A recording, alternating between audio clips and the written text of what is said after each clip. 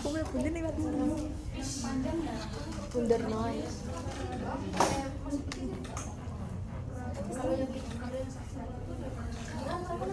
Siap dan kok mundur dari situ aja.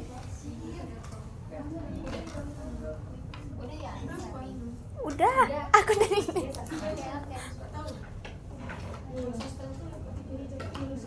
Oke. Selamat pagi teman-teman. Waalaikumsalam warahmatullahi wabarakatuh. 8 akan mempresentasikan atau menjelaskan lebih lanjut tentang buku Neurohumanitas Kerja. Langsung saja. Piadang. Kutip pada bab 1, bangsa yang baik merasa. Nah, di bab ini membahas krisis empati di era digital, di mana teknologi dan algoritma membuat manusia semakin reaktif tetapi kehilangan keadaan emosional. Nah, empati ini dijelaskan sebagai mekanisme biologis melalui mirror neuron sistem yang secara alami menghubungkan manusia sekaligus memiliki dimensi spiritual. Namun pola hidup digital yang terfragmentasi melemahkan sistem ini dan menimbulkan luka neurologis kolektif. Tampak terhubung di media sosial, tetapi sebenarnya merasa kesepian. Di bab ini ditutup dengan ajakan melakukan revolusi kesadaran untuk membangun kembali struktur empati dalam masyarakat.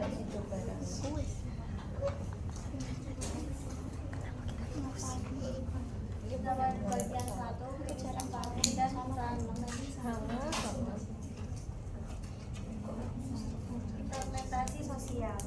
Nah, yang pertama, era digital telah menggeser empati menjadi barang langka karena kecepatan algoritma dan pola hidup terfragmentasi. Secara neurologis, otak manusia memiliki neuron sistem yang berfungsi agar manusia saling terhubung. Namun kebiasaan scrolling dan dopamine hits membuat kita kehilangan kedalaman emosional dan terjebak dalam polarisasi. Nah, kondisi ini memicu compassion fatigue atau kelelahan empati. Nah, di mana masyarakat menjadi kebas rasa terhadap penderita sesama.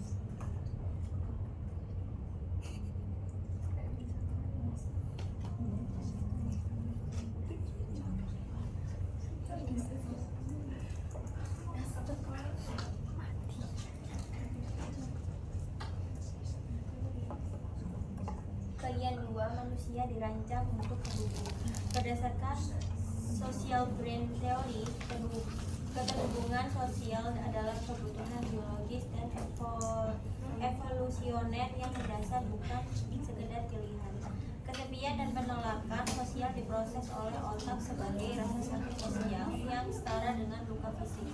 Bangsa diibaratkan sebagai otak raksasa. Jika empati terputus, jaringan sosial mengalami disfungsi dan kehilangan daya pikir kolektif. Pemulihan bangsa dimulai dari revolusi kesadaran untuk kembali menggunakan hati dalam melihat manusia bukan sekedar manusia, data atau manusia.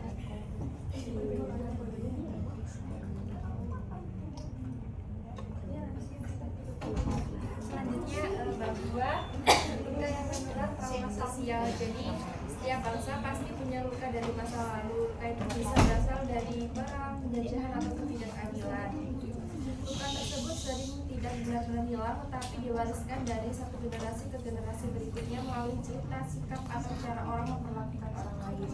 Menurut Volkan dalam teori Left Group Identity, pengalaman pahit suatu kelompok bisa menjadi bagian dari identitas bersama. Artinya peristiwa masa lalu dapat mempengaruhi cara suatu bangsa berpikir, merasa, dan bertindak sampai sekarang. Ia juga mengatakan masa lalu tidak benar-benar menjadi masa lalu sampai luka itu diakui dan diproses. Cara luka sosial bekerja juga berkaitan dengan trauma. Ketika seseorang atau kelompok mengalami peristiwa menyakitkan, otak tidak otak tidak hanya menyimpan cerita tentang kejadian itu, tetapi juga menyimpan perasaan seperti takut, marah atau sedih. Perasaan tersebut bisa muncul kembali walaupun peristiwanya sudah lama berlalu.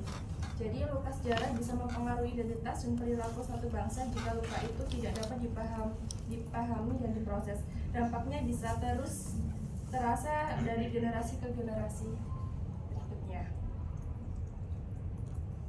Jadi menurut Alan Scott, trauma bukan hanya tentang kejadian menyakitkan di masa lalu, tetapi tentang ketika sistem saraf tidak bisa kembali tenang setelah kejadian itu. Jika rasa sakit tidak diakui atau diproses dengan baik, otak akan menyimpan seperti ancaman yang masih terjadi. Akibatnya emosi menjadi tidak stabil, mudah cemas, takut, atau marah. Tubuh dan pikiran selalu dalam mode bertahan, seolah-olah bahaya masih ada. Karena itu trauma bukan hanya kenangan tentang masa lalu, tetapi sesuatu yang masih terasa di masa sekarang. Lalu selanjutnya neurosains modern menjelaskan bahwa luka sosial atau trauma mempengaruhi cara kerja otak. Trauma mempengaruhi cara kerja otak. Ketika seseorang mengalami pengalaman menyakitkan seperti kekerasan, kehilangan, atau penolakan, otak tidak hanya menyimpan sebagai kenangan cerita tetapi sebagai pola reaksi emosi. Artinya meskipun kejadian itu sudah berlalu, perasaan takut, cemas, atau sedih bisa muncul kembali seolah-olah ancaman masih ada. Hal ini terjadi karena beberapa bagian otak bekerja berbeda saat trauma. Amigdala menjadi terlalu waspada sehingga seseorang mudah merasa takut atau terancam. Hipokampus sulit menempatkan pengalaman pada waktu yang tepat sehingga masa lalu terasa seperti sedang terjadi sekarang. Prefrontal cortex menjadi kurang kuat dalam mengatur emosi sehingga sulit menekan diri.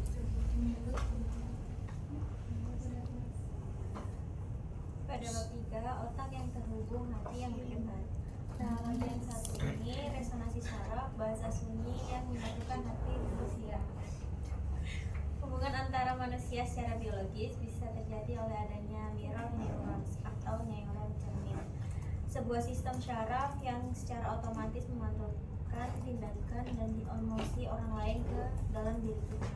Nah, mekanisme ini bekerja sangat cepat sebagai bahasa sunyi yang memungkinkan manusia belajar melalui observasi dan merasakan empati sebelum kesadaran kognitif muncul. Pada dasarnya, setiap individu adalah cermin bagi orang lain, di mana resonansi syaraf ini menjadi struktur dasar yang menyatukan otak dengan pengalaman jiwa.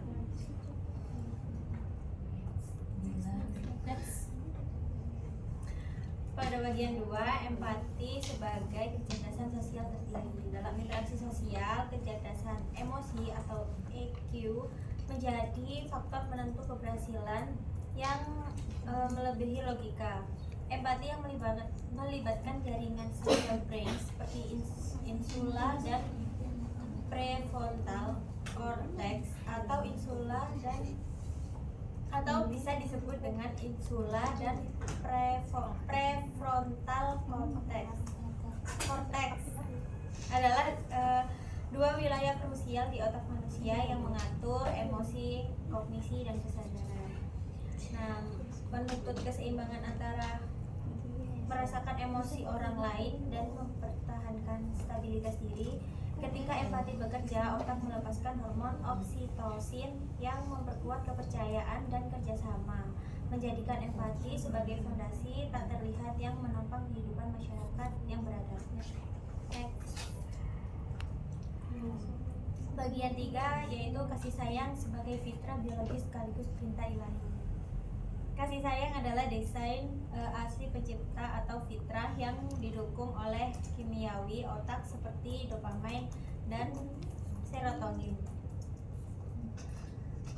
Nah, dopamin atau serotonin ini neurotransmitter atau senyawa kimia otak dan hormon yang berperan krusial dalam mengatur suasana hati. Nah, secara neurologis kasih sayang menyatukan pusat pemrosesan realitas otak dan pusat pemaknaan, sehingga menciptakan hubungan yang mendalam antara sains dan spiritualitas melalui penularan emosi yang positif. Kasih sayang berfungsi sebagai energi sosial yang menyembuhkan dan menjaga keberlanjutan peradaban manusia.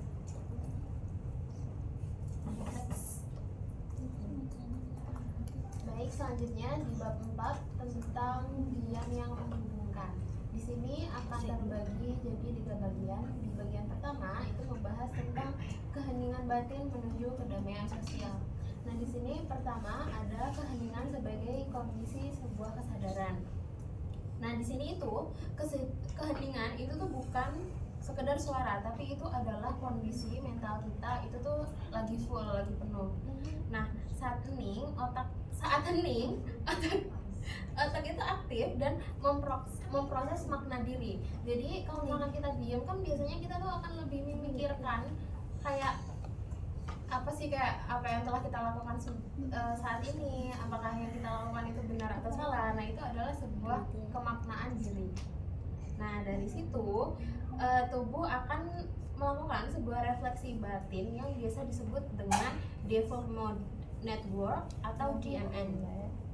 Nah, itu praktik spiritual itu juga bisa dijalankan di dalam mode hening ini. Maksudnya mode spiritual itu kayak apa?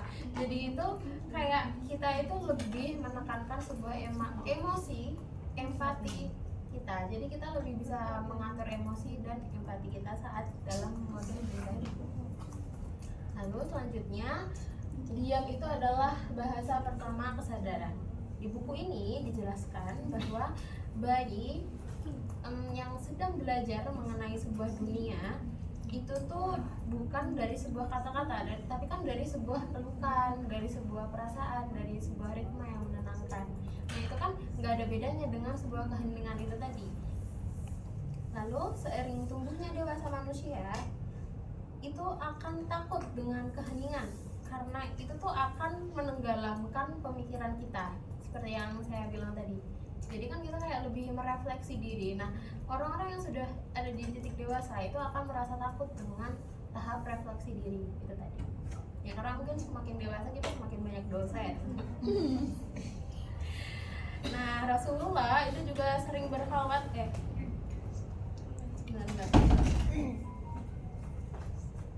Jadi Rasulullah itu juga sering berkhalwat di Gua Hira. Itu bukan maksudnya itu pelarian dari dunia ya, tapi untuk mendengar yang lebih jernih, merefleksikan apa yang telah dilakukan itu benar atau salah itu tadi.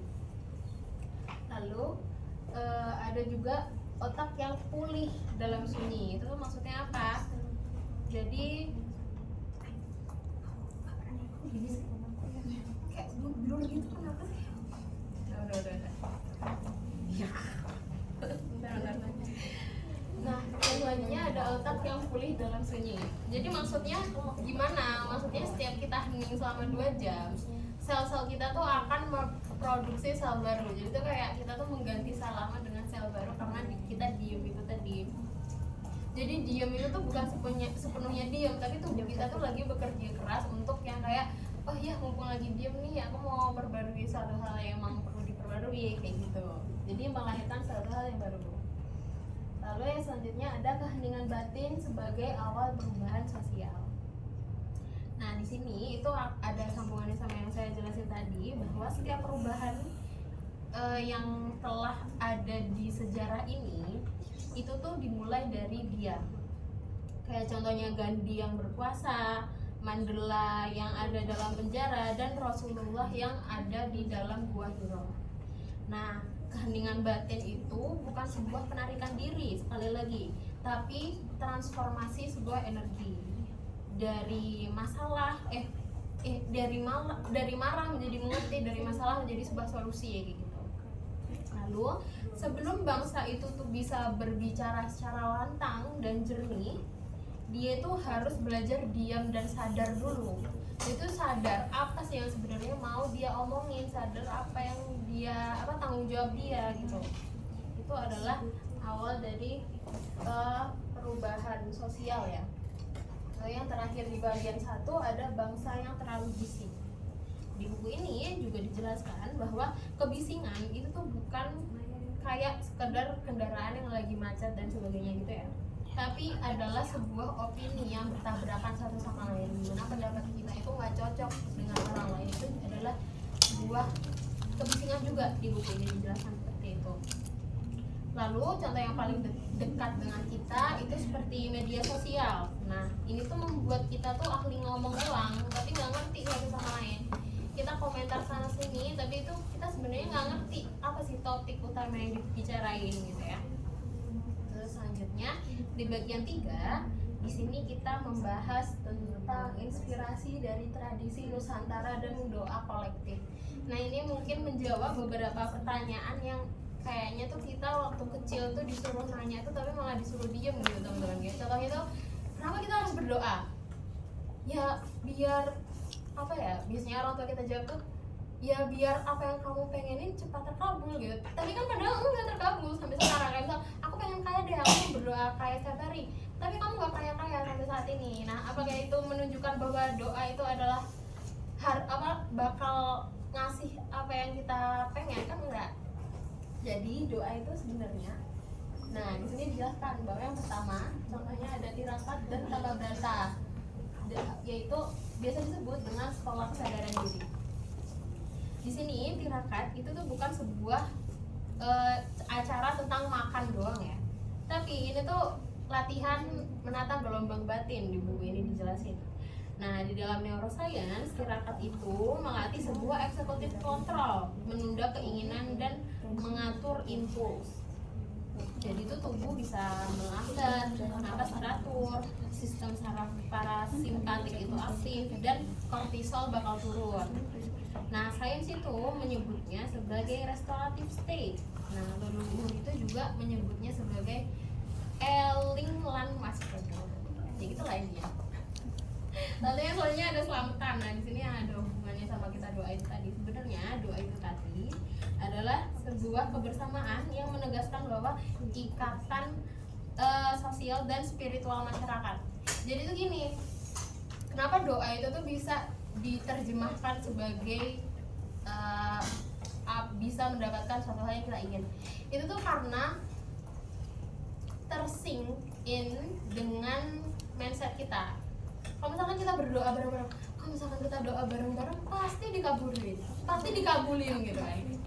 Nah itu tuh sebenarnya tuh karena mindset aja. Jadi tuh waktu kita doa bareng, kita kan kayak saling mengerti loh satu sama lain, empati kan satu sama lain. Kayak contohnya kita berdoa tentang apa ya, pengen hujan lah atau apalah, kita kan simpati satu sama lain kayak, wah kita udah kekeringan loh selama ini, kita udah nggak makan loh selama ini. Itu kan berarti sebuah empati toh. Itu adalah sebuah kepedulian satu sama lain kan. Nah dari kesink-in lah satu sama lain mindset itu tadi akan membuat atau menciptakan sebuah apa ya, usaha atau perjalanan perilaku yang dibuat dari empati yang saling berhubung itu tadi. Jadi kalau misalkan kita nggak empati satu sama lain, nggak ngelihat masalah satu sama lain kayak orang sama orang, kita tuh nggak mungkin melakukan sebuah apa ya, pembaruan atau sebuah tindakan gitu agar apa yang kita inginkan itu tuh bisa tercapai. Nah, gitu.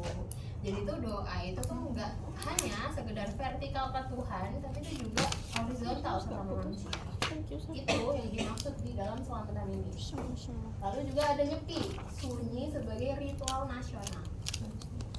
Nah di sini itu setahun sekali bayi itu bakal melakukan sebuah keheningan yang full keheningan. Nah sebenarnya kenapa kita harus hening? Padahal kan nggak enak ya. Padahal yang kayak kita bilang di awal tadi bahwa keheningan itu menyimpan banyak apa namanya, mimpi buruk. Karena kita bisa ingat hutang kita lah, atau bisa ingat mimpi buruk lah dan segala macam. Nah di sini tapi tuh dijelaskan bahwa ini tuh adalah sebuah keikhlasan kolektif. Dari penelitian juga menjelaskan bahwa keheningan ini itu berkaitan dengan penurunan stres, peningkatan regulasi emosi, dan perbaikan kualitas relaksasi sosial. Jadi ya balik lagi bagaimana kita itu ya tujuannya untuk memikirkan keheningan itu tadi itu untuk memikirkan. Nah selanjutnya ada gotong royong. Menurut teman-teman gotong royong itu keheningan bukan? kan ya sangat jauh dari keheningan ya. Gotong royong bro, itu tuh ya ngomong orang ya, coba lu angkat ember deh bawa ke sini gitu kan, ribet kan. Tapi kenapa ya kira-kira masuk di sini? Nah sebenarnya yang nyambung dengan poin-poin yang lain itu adalah karena si gotong royong ini tuh ada ikatan empatinya juga, walaupun dia nggak hening, tapi tuh ikatan empatinya kan saling satu sama lain. Kayak iya sih itu kesulitan, aku mau bantu yang sana gitu atau gimana. Itu kan berarti nyambung kan ya. Seperti itu. Terus juga yang terakhir ada doa sebagai kesadaran yang menyembuhkan. Di sini sebenarnya saya tuh kurang paham ya maksud bukunya kayak gimana, tapi saya coba baca dulu. Jadi tuh ketika banyak orang yang berdoa atau bermeditasi bersama, itu tuh terjadi sinkronasi detak jantung, ritme napas, dan sistem saraf otonom tadi. Nah, fenomena ini itu disebut sebagai heart-brain coherence, di mana kondisi jantung dan otak itu berdetak atau bergetar secara harmonis. Nah, praktik ini tuh biasa disebut kayak zikir, terus pengajian, terus nyanyi bersama di gereja, itu tuh ini maksudnya. Jadi doa kolektif adalah sebuah teknologi spiritual yang udah dilakukan sama leluhur-leluhur kita, itu melalui tubuh, emosi, dan regulasi sosial gitu. Next. Nah di bagian yang ketiga di sini ada di tengah bisinya sebuah dunia, bangsa itu pulih dan akan belajar mendengar lagi. Nah di sini itu yang di poin pertama ada kebisingan sebagai penyakit kesadaran. Jelaskan bahwa kebisingan itu tuh bukan hanya persoalan sebuah telinga aja, tapi itu juga sebuah persoalan kesadaran. Lagi-lagi tentang kesadaran. Jadi rangsangan yang berlebihan itu tuh membuat sistem simpatik kita itu sangat amat terganggu. Jadi tuh otak itu akan terus aktif dan waspada. Jadi itu akan menimbulkan sebuah lelah batin gitu ya. Karena tuh kita terus mendengarkan suatu hal yang nggak perlu. Jadi dampaknya kita tuh sering berpikir lebih cepat dan bereaksi cepat.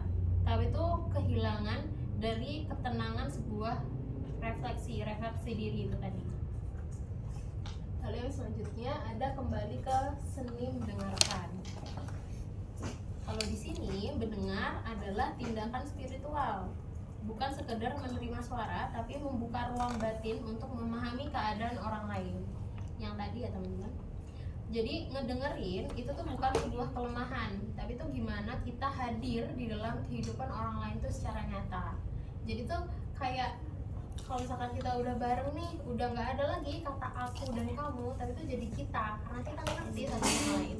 Jadi kalau misalkan kita curhat satu sama lain, selanjutnya itu nggak ada yang sebut lah aku kayak gini, kamu kan kayak gitu.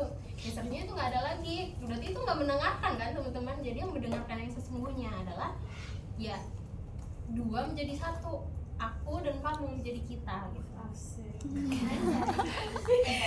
Terus yang selanjutnya ada kebijaksanaan sunyi. Jadi sebuah tradisi yang harus dihidupkan kembali. Jadi leluhur Nusantara kita itu tuh juga sering membicarakan tentang kayak contohnya di Jawa gitu ya. Ada contohnya ngajeni. Nah di sini itu tuh cara manusia untuk menghormati orang yang lebih tua atau orang yang lebih tahu gitu ya. Jadi sebelum kita berbicara, kita lebih baik itu ngedengerin dulu. Nah sebelum kita menanggapi, kita tuh lebih baik ngedengerin dulu. Mau apapun yeping yang diomongin tadi gitu ya. Kalau sekarang kan ngomongnya yeping. Terus ada di budaya Bugis juga yang namanya mapatabe. Nah di sini tuh adalah sebuah izin berbicara yang selalu diawali kesadaran untuk mendengarkan yang lebih tua. Jadi bagaimana kita terus menghormati yang lebih tua itu tadi. Jadi tuh ngedengerin itu tuh enggak cuma sopan santun biasa, tapi adalah sebuah fondasi spiritual dalam membangun sebuah keberadaan sosial. Ya. Terus yang terakhir ada mendengar Tuhan dan mendengar sesama. Oke, jadi ini mungkin aku juga kurang paham ya kalau misalkan masalah tentang hubungan dengan Tuhan kayak gini, tapi aku coba jelasin dikit-dikit. Di sini tuh dijelasin bahwa dalam spiritual Islam, keheningan itu adalah jalan untuk mendengar Tuhannya. Ketika hati hening, manusia itu tuh bisa mendengar gema ilahi. Tapi apa yang aku pahami dari buku ini adalah kayak contohnya kalau misalkan kita diem, kita tuh pasti ngedengerin detak jantung kita pasti paham kalau misalkan wow, aku bisa lihat loh, dan sedangkan di luar sana ada orang yang nggak bisa lihat. Terus juga aku merasakan bahwa aku bisa ngedengerin, tapi sedangkan banyak di luar sana yang nggak bisa ngedengerin. Berarti sedekat itu aku sama Tuhan gitu. Nah itu adalah apa yang dimaksud sebagai mendengar Tuhan, lalu mendengar mendengar sesama gitu. Jadi dengan kita sadar bahwa kita hidup, kita sadar kalau misalkan oh ya kita punya fasilitas yang lengkap lah, atau takdir kita udah sampai di titik ini, kita tuh akan merasa bahwa kita tuh dekat dengan adanya Tuhan itu tadi. Next. Bentar. Kita lanjut di bab 5. Di sini itu adalah lanjutan sedikit dari bab 4 tadi, dengan dari toleransi ke kesadaran inklusif. Di bab ini juga dibagi jadi 3 bagian. Di bagian pertama itu tentang inklusi bukan proyek, melainkan paradigma kemanusiaan. Nah di bagian pertama di sini ada inklusi dari program ke sebuah paradigma. Jadi inklusi itu tuh enggak hanya sebuah kebijakan atau kesadaran bahwa ada keberagaman dari sang pencipta. Jadi enggak memandang kita adalah kita atau di dunia ini ada banyak perbedaan. Sebenarnya enggak gitu teman-teman. Tapi di sini itu juga kita menerima apa yang beda dan membangun dunia yang enggak ada lagi kata berbeda. Jadi seharusnya kata berbeda itu kayak seolah-olah kalau misalkan dalam buku ini digambarkan kalau misalkan berbeda itu dihapus aja karena beneran nggak ada yang berbeda. Terus ada tentang tahap awal kesadaran dari sebuah toleransi. Nah di sini dijelaskan bahwa toleransi dalam toleransi kesadaran inklusif adalah tentang merangkul perbedaan sebagai keindahan. Jadi perbedaan itu tadi malah kita malah kita kayak lebih banyak tuh tadi namanya, kayak lebih kita ragamkan, maksudnya kita lestarikan gitu lah sebuah perbedaan itu, tapi tuh nggak dibedakan secara inklusif gitu lah maksudnya.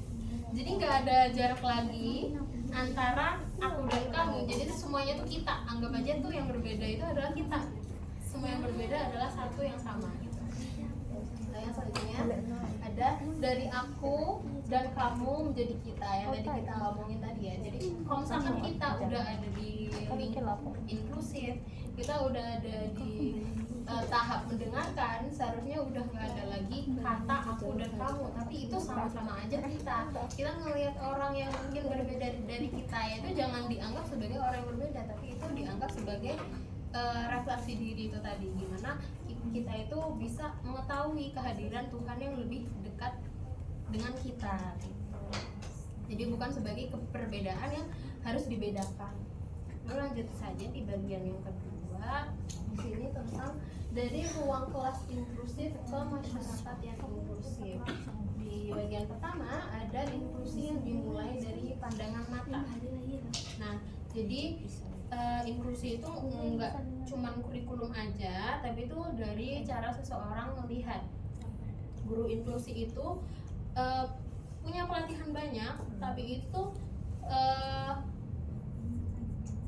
tapi yang memandang setiap anak dengan tetap beda gitu loh. Jadi walaupun kurikulum itu dibuat untuk menyamakan, tapi itu kita seolah-olah masih merasa kalau misalkan mereka beda.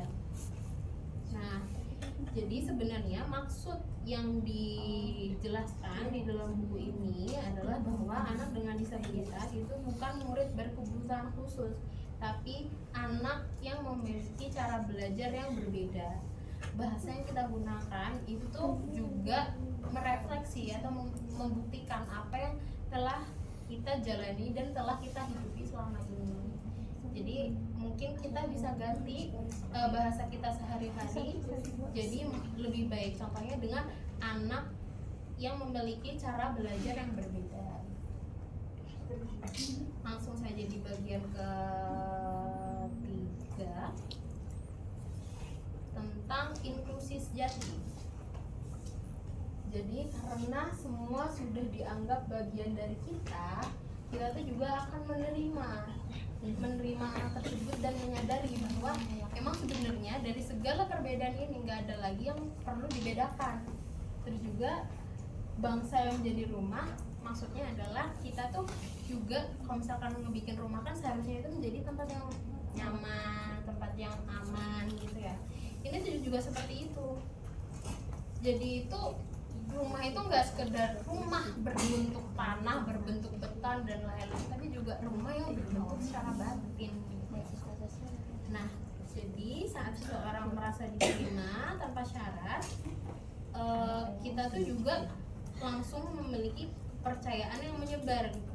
Terjadi kolektif resonansi di sini bahwa kesadaran bersama itu menenangkan seluruh bangsa. Lalu yang terakhir ada tentang inklusivitas sebagai zikir dan cinta sosial. Nah di sini aku juga kurang mengerti karena ini ada hubungannya dengan Tuhan. Nah di sini itu dijelaskan bahwa dalam pandangan tauhidik perbedaan itu tuh bukan sebuah gangguan, tapi cara Tuhan untuk memperkenalkan diri melalui banyak wajah itu tadi. Lalu sebuah inklusi sejati itu adalah juga sebuah kemampuan melihat Tuhan di setiap wajah, di mata anak disabilitas, di suara minoritas. Seharusnya saat kita melihat banyak perbedaan itu tadi, kita tuh harus mengingat Tuhan gitu, karena dia berbeda dari kita. Jadi bukan harusnya dibedakan, tapi sebagai refleksi diri. Jadi inklusi sejati nggak hanya ketika semua itu diterima, tapi ketika nggak ada lagi yang harus diterima karena semuanya sama.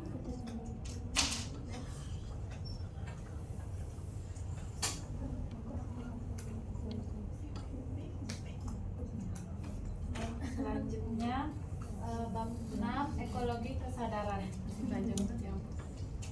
Pada bagian 1 menjelaskan tentang kehidupan sebagai jaringan keterhubungan. Jadi kehidupan pada hakikatnya merupakan satu kesatuan yang saling berkaitan. Sebagaimana tubuh manusia yang terdiri dari berbagai sel yang masing-masing memiliki fungsi namun saling bergantung. Nah, menurut Ritva Chopra, kehidupan bukanlah kumpulan entitas yang berdiri sendiri, melainkan jaringan relasi yang dinamis dan saling membutuhkan satu sama lain. Next. Nah, selanjutnya bagian 2 menjelaskan tentang masyarakat inklusif sebagai ekosistem kasih.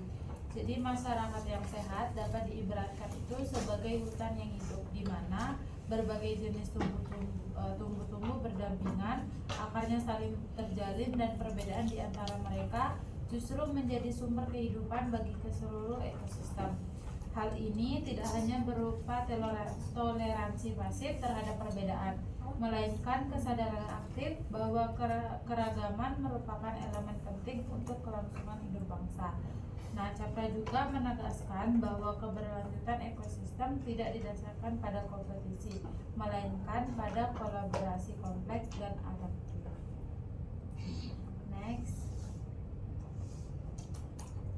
Nah, pada bagian 3, masyarakat berubah karena cinta bukan aturan.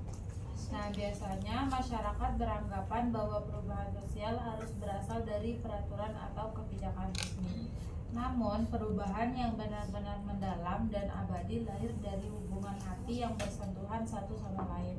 Cinta yang menyebar secara alami dari satu individu ke individu lain memiliki kekuatan yang lebih besar daripada kontrol sosial apapun.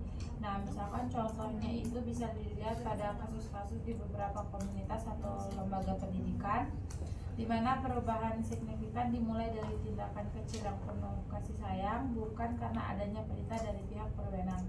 Daniel Goleman menyatakan bahwa empati sosial merupakan kecerdasan tertinggi manusia karena memungkinkan individu untuk merasakan pengalaman orang lain dan bertindak tanpa harus dituntut oleh aturan. Next. Tugas selanjutnya bab 7 belajar dari sesama.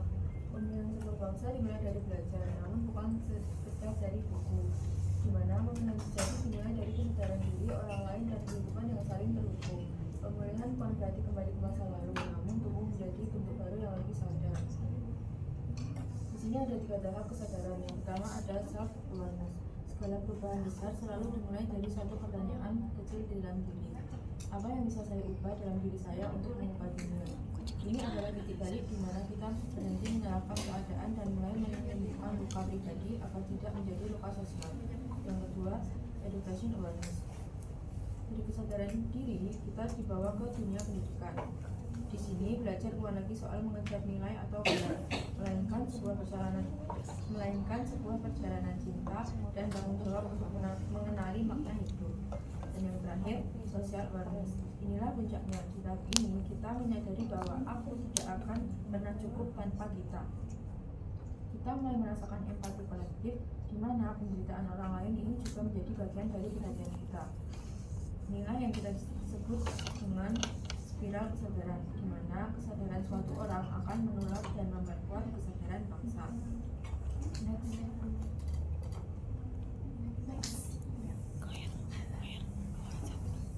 Yang kedua, modal Kana.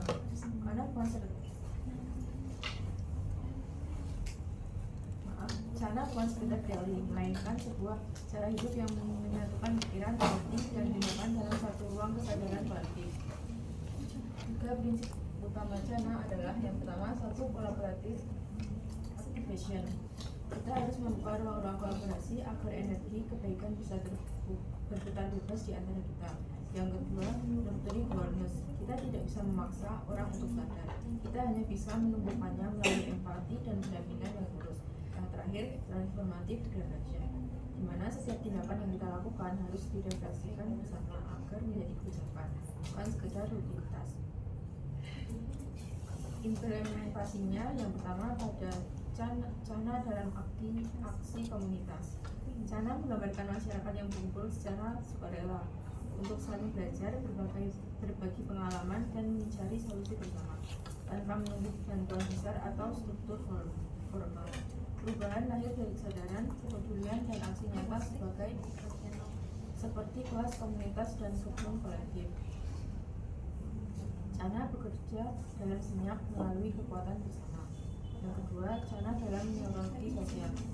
Secara ilmiah, kebersamaan dalam tujuan dan emosi dapat menyelaraskan aktivitas otak antar individu atau interpersonal sinkroni. Melalui refleksi bersama dan aksi kolektif seperti gotong royong, tercipta rasa lega, tenang, dan bahagia, di mana Kana bukan sekedar gerakan sosial, melainkan proses penyatuan dalam kehidupan. Yang terakhir, Kana dalam struktur bangsa.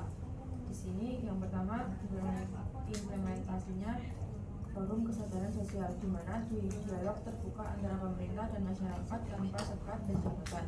Yang kedua, program pendidikan reflektif, di mana menumbuhkan empati sosial sejak usia dini. Dan yang terakhir, gerakan pulih bersama, di mana inisiatif mandiri masyarakat untuk saling menolong tanpa menunggu bantuan dari luar. Next.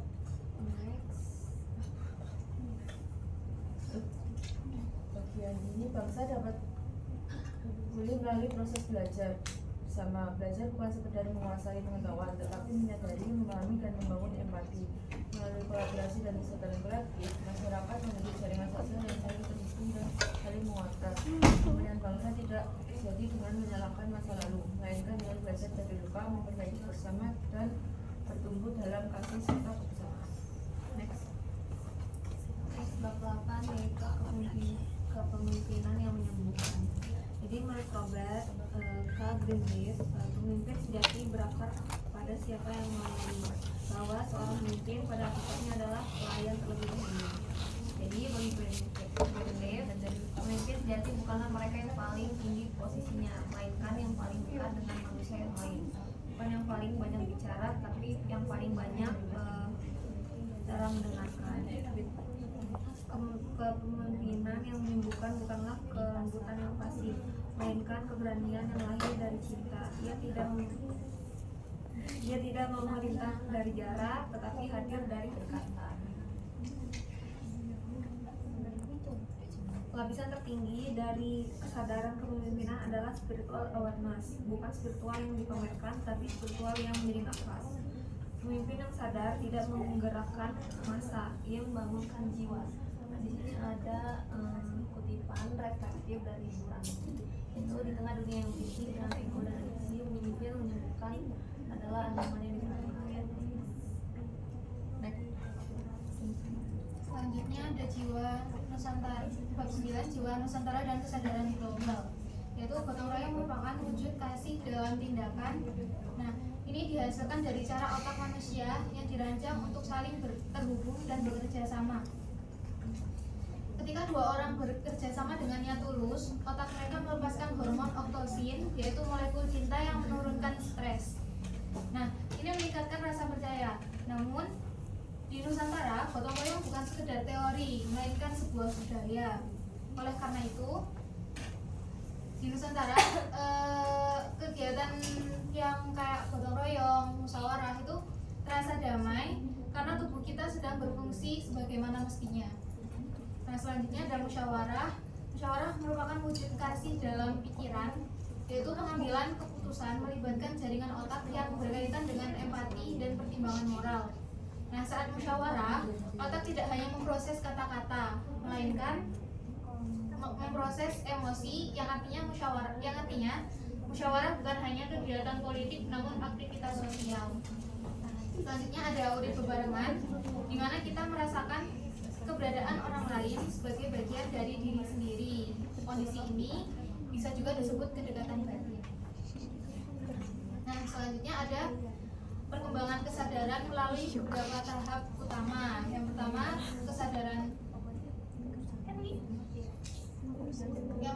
kesadaran egosentris, yaitu kepentingan untuk diri sendiri. Kemudian kesadaran etnosentris, mengutamakan kelompok sendiri. Yang ketiga ada world-sentris, empati lintas batas kemanusiaan. Kemudian kesadaran integral, memandang kehidupan sebagai satu kesatuan yang terhubung.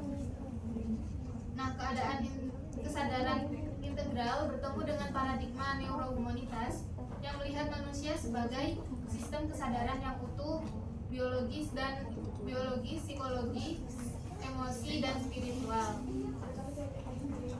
Nah, hubungannya dengan spiritual yaitu apabila hubungan sosial yang aman berkaitan dengan integrasi fungsi otak yang baik, maka akan mendukung regulasi emosi, empati, dan keseimbangan psikologi yang biasa disebut dengan kesadaran tauhid.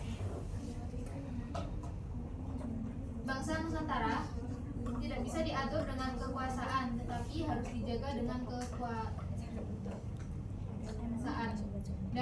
Dalam kondisi keterhubungan yang sehat, sistem saraf cenderung bergerak menuju ke keadaan integratif. Bangsa yang hidup dengan kasih bukan berarti bangsa yang tanpa konflik, tetapi bangsa yang mampu menyembuhkan luka dengan empati.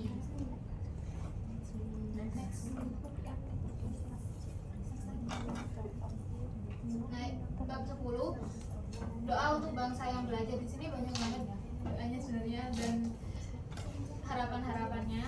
Namun di sini dalam spiritual, belajar adalah bentuk zikir yang paling manusiawi. Sebab ketika seseorang benar-benar belajar, ia sedang membuka mata kepada kebenaran dan membuka hati kepada kehidupan. Neurohumanitas sosial mengajarkan bahwa kesadaran bukan ide dari atas kertas, namun energi hidup yang berpindah dari satu manusia ke manusia lain. Di sini ada kutipan yang saya ambil, yaitu ada bangsa yang belajar karena takut tertinggal dan ada bangsa yang belajar karena ingin memahami kehidupan. Sekian presentasi yang dapat kami sampaikan. Kurang lebihnya mohon maaf. Wassalamualaikum warahmatullahi wabarakatuh. Waalaikumsalam warahmatullahi wabarakatuh. Lanjut.